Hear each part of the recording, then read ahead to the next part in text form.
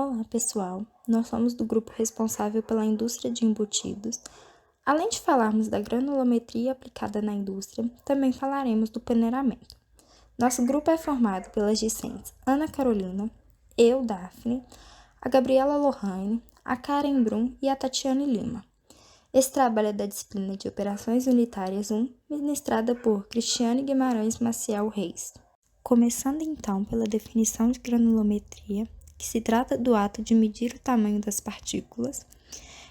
Essa definição ela é muito confundida com o tamanho das partículas em si, então vale lembrar que são coisas distintas. Quando temos matérias reduzidas de tamanho pela força de impacto, corte e atrito, a gente está falando então aí da moagem, então são termos diferentes. Agora falando do peneiramento, temos que é um sistema onde existe uma certa quantidade de equipamentos de peneiramento que vibram, fazendo com que as partículas passem por eles de acordo com a espessura.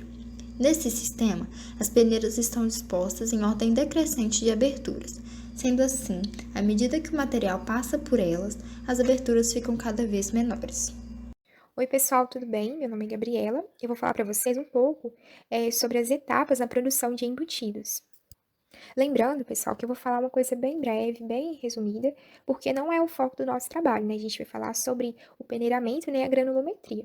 Então, eu vou citar essas principais etapas, né, que ocorrem de maneira comum, né, dentro, né, da diversidade, né, de embutidos, somente para a gente se situar, né, dentro da indústria escolhida pelo meu grupo. E em cada etapa, né, é legal que a gente consiga imaginar aí aonde, né, a granulometria e o peneiramento vão ser empregados. Então, na primeira etapa, né, que é a trituração ou moagem, ocorre, né, o que o nome diz mesmo, né, que é a trituração e a moagem da carne. Então, vou lá, vou selecionar minha carne, uma matéria-prima de qualidade, vou selecionar a parte que eu quero moer, né, e vou moer a carne. Essa moagem, ela vai variar muito de acordo com a característica sensorial que eu quero agregar no meu produto final. Se vai ser uma moagem mais fina, né, ou mais grossa, vai impactar, né, diretamente na característica sensorial do produto. A parte de mistura é onde eu vou acrescentar, né, condimentos e especiarias, né, na minha massa de carne. A parte de emulsão é muito importante na indústria de embutidos, né? A gente sabe, né, que a composição química da carne é distribuída em proteínas, gorduras, água, minerais. E quando a carne ela é moída, é, essa mistura ela se torna instável, né? Então a gente sabe que o óleo aí, né, e a água, ele não se mistura. Então a função, né, do emulsificante é trazer essa estabilidade na mistura. É envolver, né, todos os componentes, ingredientes ali da massa de carne, né, de forma que ela fique uniforme, né, e fique estável.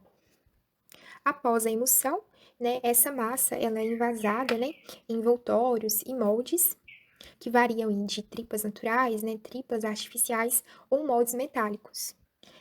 Os moldes metálicos, né, devem ser substituídos ao tratamento térmico, né, para que conserve, né, a forma obtida aí pelo molde. Então, vai coagular, né, ali as proteínas da carne e vai manter aquele formato. Geralmente, esse molde é usado para embutidos grandes, né? Então, salames, né, presuntos, né, peças maiores de embutidos. A cocção, né, e a defumação. A cocção e a defumação, ela vai agregar também, né, características sensoriais no produto. Mas também, né, a cocção, né, o tratamento térmico aí, vai eliminar, né, micro-organismos da carne. Pessoal, esse é o artigo escolhido pelo meu grupo, né, para complementar o trabalho. Que tem como título A Elaboração de Embutido Tipo Mortadela com Farinha de Arroz. Esse artigo, né, esse estudo, ele foi desenvolvido lá na Universidade Federal do Rio Grande do Sul. O Rio Grande do Sul é o estado que mais produz arroz no Brasil e essa produção, né, esse beneficiamento do arroz, ele gera uma grande quantidade de grãos quebrados. Então, o artigo, né, ele traz o estudo, né, da substituição da fécula de mandioca, que é comumente empregada aí na produção de embutidos, pela farinha de arroz, né, obtida desse subproduto como uma forma mesmo de reaproveitamento, né? Vamos pegar esses grãos, né, quebrados, que são gerados, né, pela produção e beneficiamento desse arroz, e vai ser empregado, né, na produção de embutidos, substituindo a fécula de mandioca. Então, o estudo vai trazer para a gente, né, a análise das propriedades fisicoquímicas, né, funcionais da farinha de arroz e também vão ser submetidos testes, né, que vão caracterizar aí a parte microbiológica, vão determinar de forma experimental a cor, a textura e também testes de análise sensorial. Materiais e métodos. Primeiramente, eles obtiveram a matéria-prima, que foi uma carne de frango mecanicamente separada de um frigorífico da região. Após isso, né, foram adicionados aditivos e ingredientes. Eles fizeram uma formulação para embutidos, como salsicha e mortadela. Os ingredientes que seriam responsáveis por atuar como agentes espessantes foram a farinha de arroz crua e pré-gelatinizada, e depois eles, né, fracionaram, né, várias amostras e colocaram, né, tinha amostra também da fécula de mandioca para fazer uma comparação. Então, foram 3 tipos de amostra, né? A farinha de arroz crua, pré-gelatinizada e também a fécula de mandioca. Após o fracionamento, né, foram realizados testes que teve como objetivo, né, a caracterização físico-química. Então, foi determinado, né, o teor de proteínas, de fibras, de carboidratos, e agora a gente vai mostrar, né, os resultados. Olá, pessoal. Meu nome é Ana Carolina e hoje eu vou apresentar para vocês aqui a parte da metodologia da fabricação do embutido tipo mortadela, que é sobre o artigo que a gente está apresentando. Bom, nós trouxemos esse fluxograma aqui, como vocês podem ver, e eu vou falar um pouco de como foi realizada o procedimento para fabricar a mortadela. Na elaboração desse embutido, os autores utilizaram como matéria-prima a carne mecanicamente separada, que a gente conhece aí como CMS. E essa CMS, ela foi de frango, e foi aí a uma temperatura de menos 2 graus.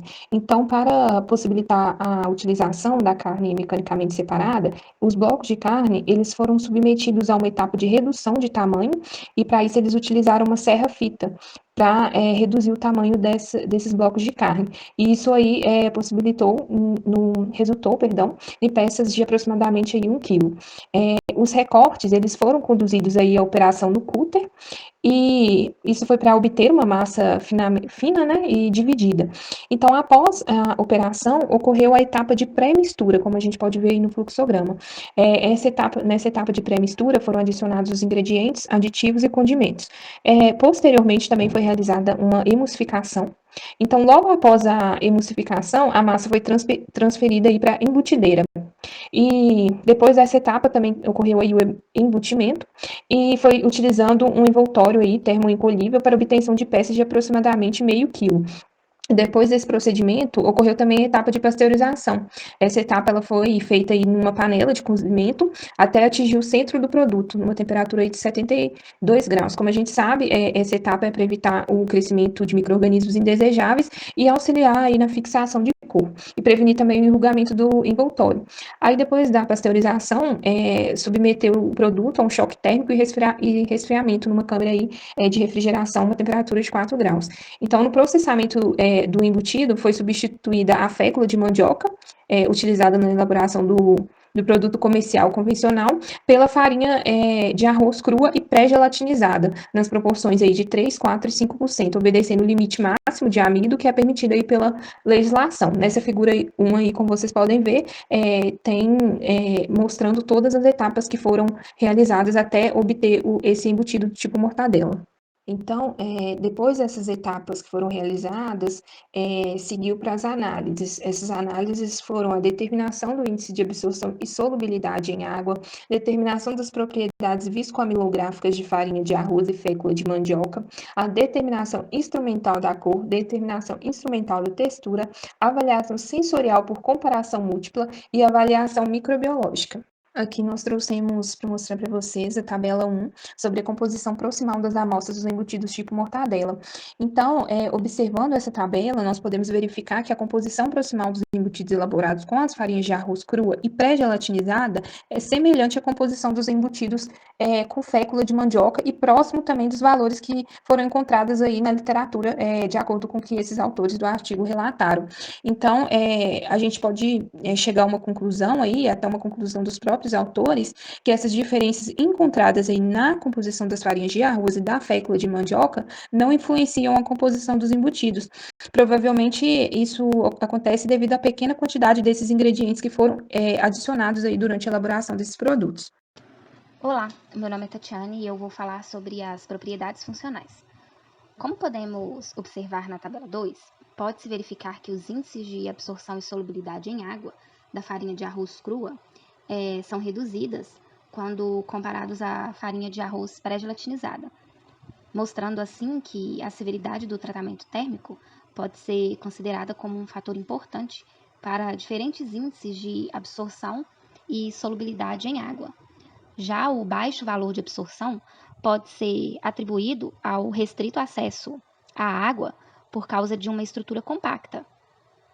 Também podemos observar que, a partir dos resultados encontrados na determinação das propriedades funcionais, acredita-se que a farinha de arroz pré-gelatinizada apresentaria uma maior absorção de água durante a elaboração do embutido tipo mortadela, o que significa um maior rendimento, uma menor perda de peso durante o processo de pasteurização e uma melhor qualidade sensorial do embutido.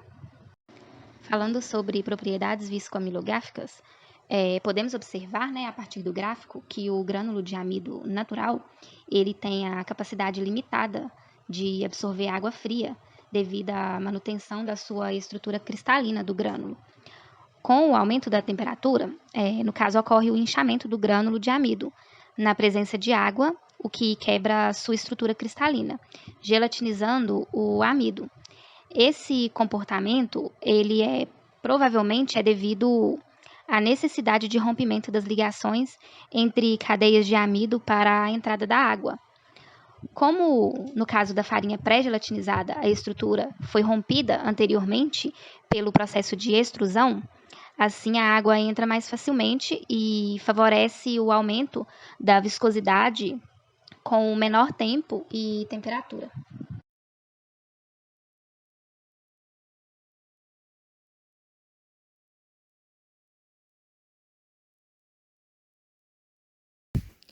O que é a difração de raio-x? A difração de raio-x é uma técnica comum para o estudo de estruturas cristalinas e do espaçamento atômico em diversos materiais. Agora eu vou falar um pouco sobre como funciona essa difração de raio-x. Essa técnica ela se baseia na interferência construtiva entre os raios-x monocromáticos e uma amostra cristalina. Então, esses raios-x são gerados por um tubo de raios catódicos, que são os tubos de raio-x, filtrados para produzir uma radiação monocromática, colimados e direcionados para a amostra. Então, quando um cristal com uma amostra com uma distância interplanar d é irradiado pelos feixes do raio-x com determinado comprimento de onda, a difração de raio-x ou a interferência construtiva entre os feixes de raios-x elasticamente espalhados podem ser observadas a ângulos específicos. Falando um pouco sobre as aplicações industriais, são inúmeras as aplicações onde a difração de raio-x pode oferecer, seja no controle do processo, da qualidade da matéria-prima ou na avaliação da qualidade final do produto. Falando sobre as vantagens. A principal delas é a preparação da amostra, que não é destrutiva, também é rápida e fácil, e temos também a alta precisão nos cálculos de espaçamento interplanar, e pode ser analisar diretamente no local do usuário, o que facilita muito na hora de coletar as amostras. Ainda falando sobre as vantagens, uma delas também é que permite caracterizar monocristais e materiais policristalinos e amorfos. Também há a vantagem de que os padrões XRD estão disponíveis em milhares de sistemas de materiais, de uma maneira bem abrangente em diversos bancos de dados de estruturas cristalinas.